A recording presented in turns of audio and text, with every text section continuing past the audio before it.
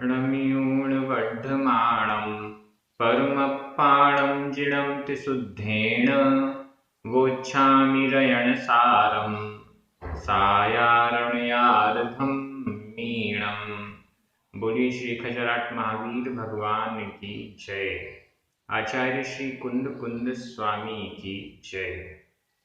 हम सभी बड़े सौभाग्यशाली हैं जो हमें आचार्य कुंद कुंद स्वामी का महान ग्रंथ रयण सार के अध्ययन का अवसर मिल रहा है।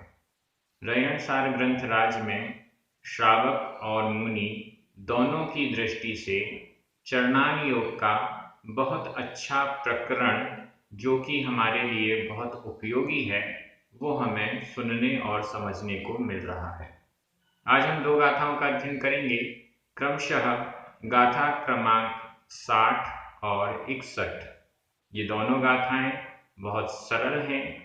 शुभ भाव कौन से हैं और अशुभ भाव कौन से हैं, किन कार्यों में प्रवृत्ति करने पर अशुभ भाव अशुभ परिणाम होता है और किन में प्रवृत्ति करने पर शुभ भाव या शुभ परिणाम होता है, ये हमें इन गाथाओं से समझने को मिलेगा। चलिए प्रारंभ करते हैं। गाथा क्रमांक 60 उच्चारण। बिकहाइसु बिकहाइसु रुद्दट्ट झाणेषु रुद्दट्ट आधा द पूरा द आधा ट पूरा ट रुद्दट्ट, और झाणेषु में भी आधा ज और झा, ये पूरा एक शब्द है, एक समासित पद है। रुद्दट्ट झाणेषु रुद्दट्ट झाणेषु असूयगेषु असूयगेषु, यहाँ सा में छोटे ऊ की मात्रा है। असूयगेषु, एक सा में बड़े ऊ की मात्रा है और अंतिम सा में छोटे ऊ की मात्रा है। असूयगेषु दंडेषु दंडेषु सल्लेषु आधा ला पूरा ला सल्लेषु गारवेषु गारवेषु य जो वट्टई वट्टई आधा टा पूरा टा वट्टई असुह भावो सो सो बिकहाइसु रुद्दट्ट बिकहाइसु रुद्दट्ट झाणेषु असूयगेषु दंडेषु झाणेषु असूयगेषु दंडेषु सल्लेषु गारवेषु य सल्लेषु गारवेषु य जो वट्टई असुह भावो सो जो वट्टई असुह भावो सो। बहुत अच्छी गाथा है। पिछली गाथा जो आपने पढ़ी गाथा क्रमांक 59 और ये वाली गाथा 60, ये दोनों गाथाएं जुड़ी हुई थी। पिछली गाथा में बताया गया बहुत सारे ऐसे कारण बताए गए जिनमें प्रवृत्ति करने पर अशुभ भाव होता है। यहाँ पर और भी कुछ भाव बताए जा रहे हैं जिनको करने में जिनकी प्रवृत्ति करने पर अशुभ भाव होता है। नीचे वाला चौथा चरण, जो वट्टई असुह भावो सो, जो भी व्यक्ति इन सब ऊपर बताए गए कार्यों में प्रवृत्तियों में मनोवचन काय की प्रवृत्तियों में वट्टई वर्तन करता है प्रवृत्ति करता है। वट्टई वट्टई का अर्थ होता है वर्तन करता है प्रवृत्ति करता है। असुह भावो सो यानी वह, असुह भावो अशुभ भाव है, वह अशुभ भाव है जो इनमें वर्तन करता है, जो इनमें प्रवृत्ति करता है, वह सो यानी वह व्यक्ति अशुभ भावो अशुभ परिणाम वाला व्यक्ति है। ऐसा हमें समझना चाहिए। अब किन किन में प्रवृत्ति करता है तो देखिए, सभी में ऊपर सप्तमी विभक्ति का बहुवचन लगा हुआ है। विकहाइसु रुद्दट्ट झाणेषु असूयगेषु दंडेषु सल्लेषु गारवेषु। इन सब में सप्तमी विभक्ति का बहुवचन है। इनमें जो वट्टई, जो वर्तना करता है, जो प्रवृत्ति करता है, सो अशुभ भावो, वह अशुभ भाव है, वह अशुभ भाव है, अशुभ परिणाम है। क्या क्या प्रवृत्ति है अशुभ, देखते जाइएगा। विकहाइसु, यहां पर संधि विच्छेद करें। विकहा, हा में बड़े आ की मात्रा, आइसु, आइसु बड़ा आ, दोनों बड़ा आ मिलकर बड़ा आ हो गया। विकहाइसु, विकहा, विकथा, आइसु आदि में, विकथा आदि में, विकथाओं में।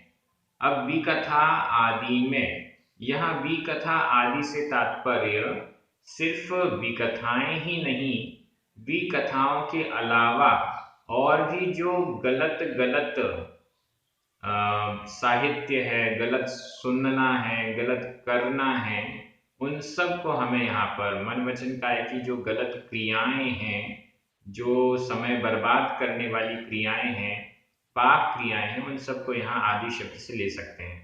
विकथा का मतलब है खोटी कथा, खोटी कथा।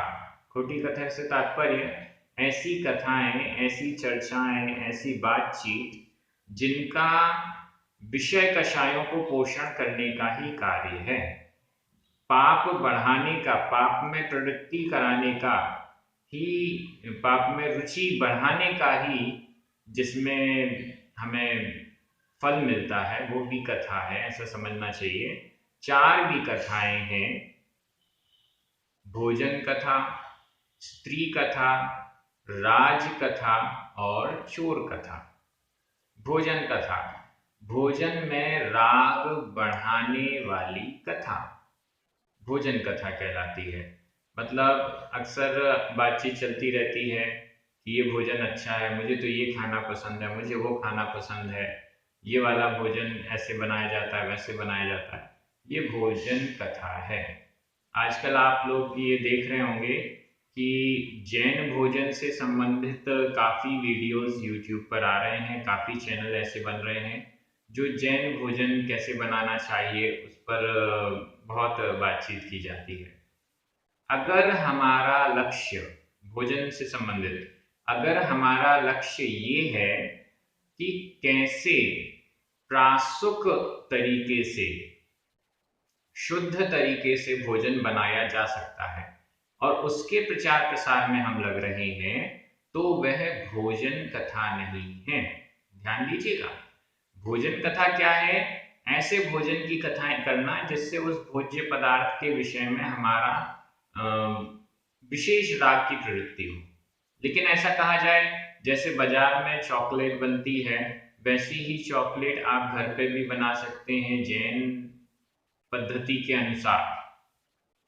तो यह है भोजन कथा ना होते हुए इसमें उद्देश्य है शुद्धि का, इसमें उद्देश्य है कि यह कार्य बिना हिंसा के, बिना बाजार की हिंसा के शुद्ध तरीके से घर पर भी बनाया जा सकता है। इस उद्देश्य को लेकर यदि वो जैन भोज्य पदार्थों वाले चैनल कार्य कर रहे हैं तो वह भोजन कथा के अंतर्गत नहीं आएगा। आप लोग भी एक दूसरे को बताते रहते हैं कि चौके में इस प्रकार का प्रासुक आहार बनाना चाहिए, ऐसे बनाना चाहिए, तो यह भी भोजन कथा में नहीं आएगा।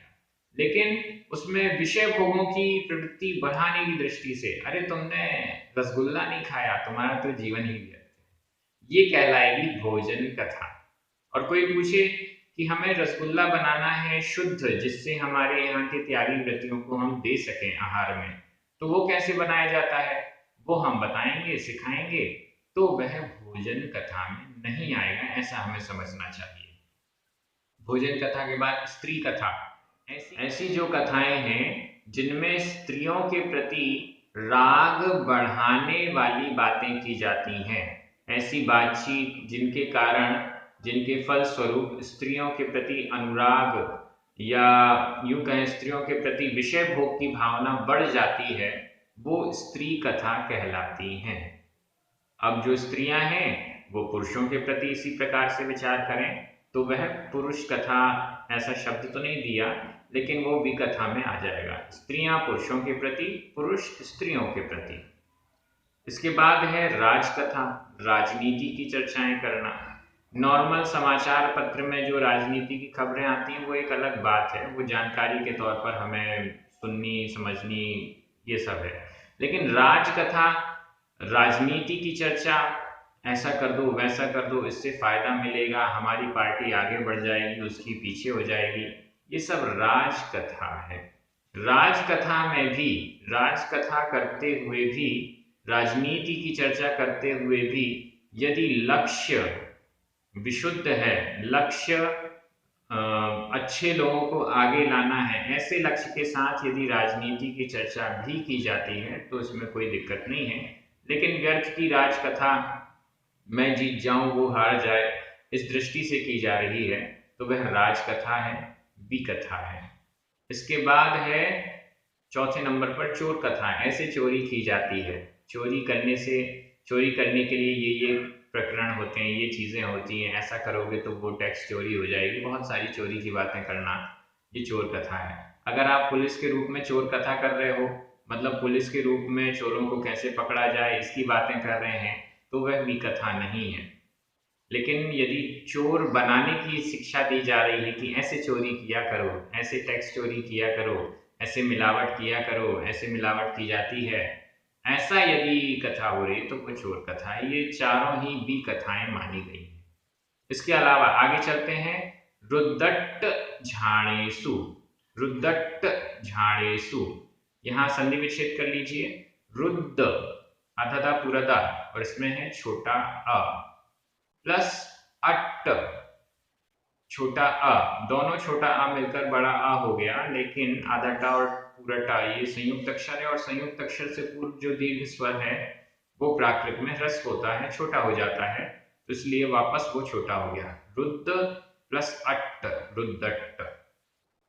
रुद्ध झाण, झाण का मतलब है ध्यान, रुद्ध रौद्र ध्यान और अट्ट आर्त ध्यान। आर्त ध्यान और रौद्र ध्यान में, आर्त ध्यान और रौद्र ध्यान, रौद्र ध्यान इसकी चर्चा पहले भी आई। रौद्र ध्यान का मतलब है हिंसा आदि करके उसमें प्रसन्न होना, हिंसा आदि में आनंद मानना, हिंसानंदी इत्यादि, ये रौद्र ध्यान है। और आर्त ध्यान अपने दुख की चिंता करना, मैं बड़ा दुखी हूँ, मेरे ये दुख दूर कैसे हो, मैं रोगी हूँ, मुझे कष्ट हैं इत्यादि, यह चिंतन करते रहना आर्त ध्यान है। यह रौद्र ध्यान और आर्त ध्यान में जो प्रवृत्ति करता है वह निश्चित रूप से अशुभ भाव है।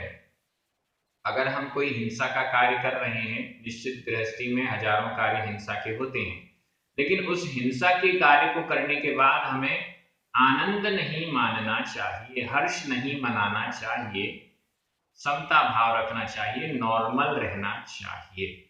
और आर्त ध्यान की दृष्टि से हम सभी को, चाहे गृहस्थ हो या मुनि महाराज हो, सभी रोग से ग्रस्त हैं, सभी कोई ना कोई कष्ट में हैं, लेकिन उन कष्टों को दूर करने का हमारा प्रयास भी है, लेकिन रोते नहीं रहना चाहिए, अरे मुझे बड़े कष्ट हैं, मुझे ये कष्ट है वो कष्ट है, तो ऐसे रोते नहीं रहना चाहिए। उनको दूर करने के लिए मैंने पूर्व जन्म में ऐसे पाप किए थे, इस कारण से मुझे ये कष्ट हो रहे हैं, अब मैं ऐसे पाप नहीं करूंगा तो आगे मुझे नहीं होंगे, इस प्रकार का चिंतन करना, ये तो धर्म ध्यान हो जाएगा। लेकिन इन कष्टों को कैसे दूर होंगे, उसी चिंता उसी फिक्र में लगे हुए हैं, यह आर्त ध्यान कहलाएगा। और इसमें निदान भी आता है। निदान का मतलब है कि आगामी काल में हमें भोगों की प्राप्ति हो, इस दृष्टि से अभी मैं बहुत सारी धार्मिक क्रियाएं कर रहा हूं, यह भी आर्त ध्यान के अंतर्गत आता है। असूयगेसु, असूयगेसु, असूया, असूया का मतलब है ईर्ष्या, जलन, किसी से भी ईर्ष्या या जलन होना, यह अशुभ प्रवृत्ति है, अशुभ भाव है।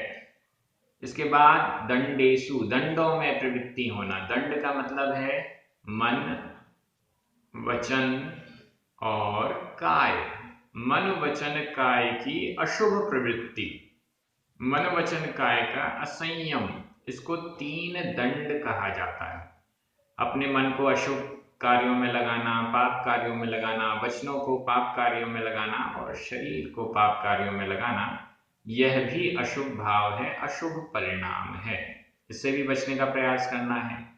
आगे शल्येषु, शल्यों में, शल्य, शल्य का अर्थ होता है कांटा।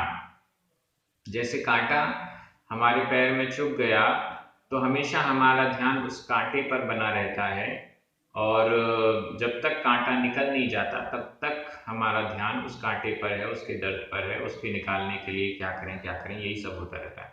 तो शल्य का मतलब है कांटे के समान जो हमें चुभता रहता है। हम अच्छा कार्य भी कर रहे हैं तो वो कांटा दिमाग में लगा हुआ है। 3 प्रकार की शल्य कही गई हैं, माया शल्य, मिथ्या शल्य और निदान शल्य। माया शल्य, मायाचारी पूर्वक धार्मिक क्रियाओं में लगे रहना। अब कोई बड़ी अच्छे से धार्मिक क्रिया कर रहा है, बहुत अच्छे से दान पूजा आदि कर रहा है, लेकिन अंतरंग में मायाचारी है, तो वह मायाचारी पूर्वक यह कार्य कर रहा है। मैं इतनी अच्छी दान पूजा कर रहा हूँ, इतनी अच्छी धार्मिक क्रिया करके दिखा रहा हूँ, सिर्फ इसलिए कि सामने वाला मुझ पर विश्वास कर ले और इस प्रकार से मैं उसको छल लूंगा, उसके साथ धोखा करूंगा। तो यह माया शल्य है। मायाचारी पूर्वक यदि हम कोई भी धार्मिक क्रिया करते हैं तो उसका कोई सार नहीं है। इसके बाद है मिथ्या शल्य, मिथ्या दर्शन। मिथ्या दर्शन के साथ में धार्मिक क्रियाएं में लगे रहना। मिथ्यात्व तो दूर किया नहीं है, कुदेव, कुशास्त्र और कुगुरुओं के चक्कर में पड़े हुए हैं और फिर भी धार्मिक क्रियाओं में लगे हैं, तो ऐसी धार्मिक क्रियाओं का भी कोई फल मिलने वाला नहीं है।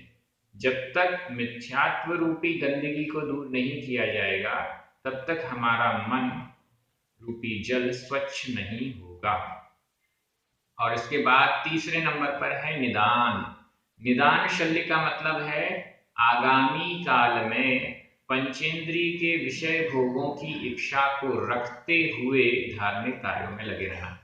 हे भगवान, मैं इतनी पूजा भक्ति आपकी कर रहा हूँ, इतनी जप तप आदि कर रहा हूँ, मुझे आगामी काल में स्वर्ग में इंद्रों के भोग मिले, आगामी काल में मैं चक्रवर्ती बनूं, आगामी काल में मुझे धन संपत्ति मिले, ऐसी दृष्टि यदि किसी की है तो वह निदान शल्य होती है।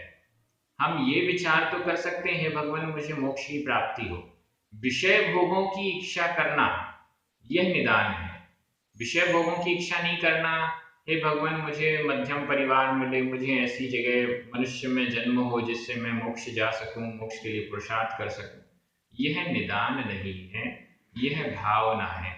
निदान अशुभ भाव है और अच्छी भावना करना, हे भगवान मेरे कर्मों का नाश हो जाए, हे भगवान मैं दुखों से रहित हो जाऊं इत्यादि, ये शुभ भाव माना जाएगा। ऐसी प्रार्थना पूजा आदि में हम निरंतर करते हैं। तो इस प्रकार से जो वट्टई जो इनमें वर्तन करता है, प्रवृत्ति करता है, अशुभ भाव सो वह अशुभ भाव है, ऐसा हमें समझना चाहिए। यहाँ एक एक शब्द आपको क्लियर हो रहा है। अब आपका होमवर्क इसमें क्या रहेगा, जो आपको कमेंट बॉक्स में लिखना है वो ये है कि ऐसा कौन सा अशुभ भाव है जो आपका फेवरेट है, फेवरेट तो नहीं कहना चाहिए, लेकिन ऐसा प्रिय है कि वो छुड़ाए नहीं छूट रहा है, ठीक है ना। ऐसा कौन सा अशुभ भाव है जो बहुत कोशिश करने पर भी नहीं छूट पा रहा है, वो आप कमेंट बॉक्स में लिखिएगा। और मैं गारंटी देता हूं आप कमेंट बॉक्स में लिखेंगे और उसके बहुत कम समय बाद ही वो धीरे धीरे आपसे छूटने लग जाएगा, ये जादू हो जाएगा। चलिए अब हम अगली गाथा में चलते हैं। गाथा क्रमांक 61, उच्चारण। दवत्थिकाय, दवत्थिकाय, आधा व पूरा व, आधा त थ, दवत्थिकाय। छप्पन, छप्पन, आधा प पूरा प, छप्पन। तच्च, तच्च, पयथेषु, पयथेषु, आधा त थ, पयथेषु। सत्त, सत्त, नवएषु नवएषु सप्तनवएषु बंधन बंधन मुख्ये अधा क ख मुख्ये बंधन मुख्ये तक कारण रूवे तक कारण रूवे। यहाँ पर तृतीय चरण को बंधन मुख्य तक का यहाँ तक बोला जाएगा और फिर चतुर्थ चरण को रण रूवे ऐसे करके शुरू करेंगे, लेकिन ये पूरा एक ही समासित पद है। तक कारण रूवे, रूवे र में बड़े ऊ की मात्रा, तक कारण रूवे। बारसणुवेख्ये बारसणुवेख्ये दौवत्थिकाय छप्पण दौवत्थिकाय छप्पण तच्चपयत्थेषु सप्तनवएषु तच्चपयत्थेषु सप्तनवएषु बंधन मुख्ये तक्का बंधन मुख्ये तक्का रणरूवे बारसणुवेख्ये रणरूवे बारसणुवेख्ये। गाथा बहुत अच्छी है। अशुभ भाव क्या है ये पिछली दो गाथाओं से हमने देखा। अब शुभ भाव क्या है ये आने वाली 61 और 62 इन दो गाथाओं में। तो यहाँ पर 61 नंबर में इन में अगर हम प्रवृत्ति करते हैं तो यह शुभ भाव है, ऐसा 62 नंबर गाथा में दिया जाएगा। तो उसको ही हम यहाँ पर 61 नंबर गाथा में भी अर्थ के साथ लेंगे। दवत्थिकाय छप्पण तच्च पयत्तेषु। अब यहाँ भी देख लीजिए सप्तमी विभक्ति का बहुवचन मिल गया। तच्च पयत्तेषु सप्तनवएषु, यहाँ भी बंधन मुख्य। अब यहाँ सप्तमी विभक्ति का एक वचन है, एक वचन भी है और बहुवचन भी है। तक कारण रूवे यहाँ एक वचन, बारसणुवेख्ये यहाँ एक वचन। तो इस प्रकार से इनमें प्रवृत्ति करने पर शुभ भाव होता है। किन किन में प्रवृत्ति करने पर?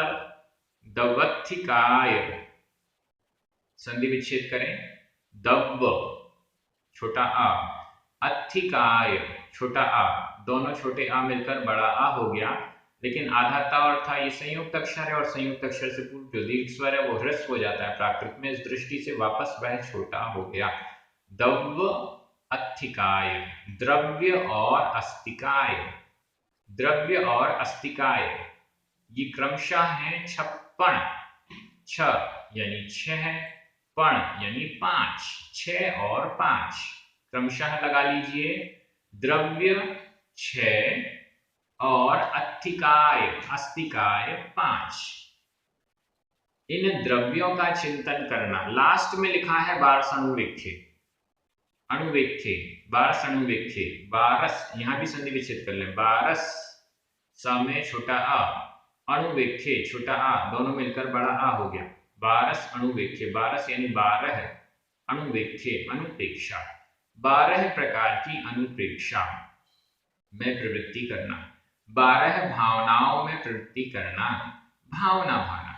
अब यहाँ पर ये जो पूरी गाथा है इसमें भी हम चिंतन को ही मुख्यता दे रहे हैं।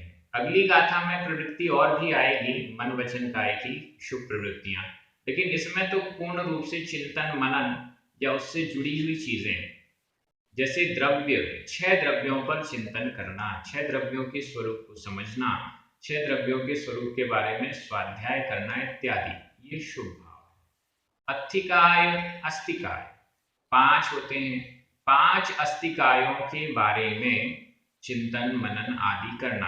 आपकी स्क्रीन में ये सब 6 द्रव्यों के नाम लिखे हैं, वैसे तो आपको आते होंगे फिर भी लिख दिए। इसी प्रकार से 5 अस्तिकाय के नाम भी आपको स्क्रीन पर दिख रहे हैं। 6 प्रकार की द्रव्य, 5 प्रकार का अस्तिकाय, इनके स्वरूप पर बहुत अच्छी चर्चा पंचास्तिकाय ग्रंथ में की गई है, जिसका आप सभी ने निश्चित रूप से स्वाध्याय किया होगा। अगर नहीं किया है तो मैं आपसे निवेदन करूंगा कि जरूर पंचास्तिकाय ग्रंथ का स्वाध्याय कीजिए। सभी वीडियोस इसी YouTube चैनल पर या प्राकृत ऐप पर भी आपको अवेलेबल मिलेंगे। 6 द्रव्यों पर चिंतन करना, 5 अस्तिकायों का चिंतन करना, नीचे है तच्च पयत्थेषु, तच्च, तच्च यानी तत्व, पयत्थेषु पदार्थ, पयत्थ पदार्थ, तत्व और पदार्थों में। कैसे तत्व और पदार्थ हैं? इनका विशेषण सत्त नवयेषु, सत्य यानी सात, नव नवक, नवक यानी नौ, सात और नौ। तत्व होते हैं सात और पदार्थ होते हैं नौ। सात तत्वों के जो नाम है उसमें पुण्य और पाप को मिला देने से 9 पदार्थ हो जाते हैं।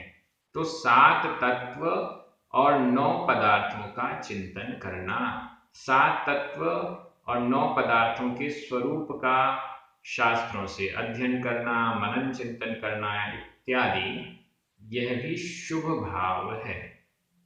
बंधन मुख्य, बंधन और मोक्ष में विचार करना। बंधन, बंध, कर्मों का बंध क्यों होता है, कैसे होता है, उनके बारे में। मुख्य मोक्ष, मोक्ष कैसे होता है, मोक्ष मार्ग क्या है, बंधन और मोक्ष के विषय में चिंतन करना, बंधन और मोक्ष के विषय में पढ़ना, स्वाध्याय करना इत्यादि।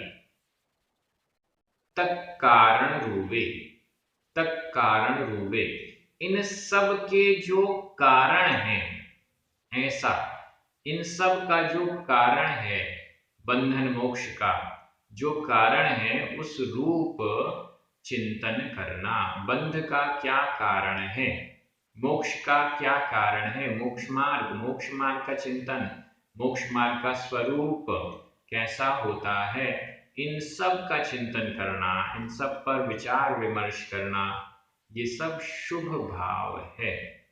और 12 अणुवीक्षे, 12 प्रकार की अणुवीक्षा, अनुप्रेक्षा, 12 भावनाएं। अनुप्रेक्षा का मतलब होता है भावना, अनुप्रेक्षा का मतलब है बार बार चिंतन करना।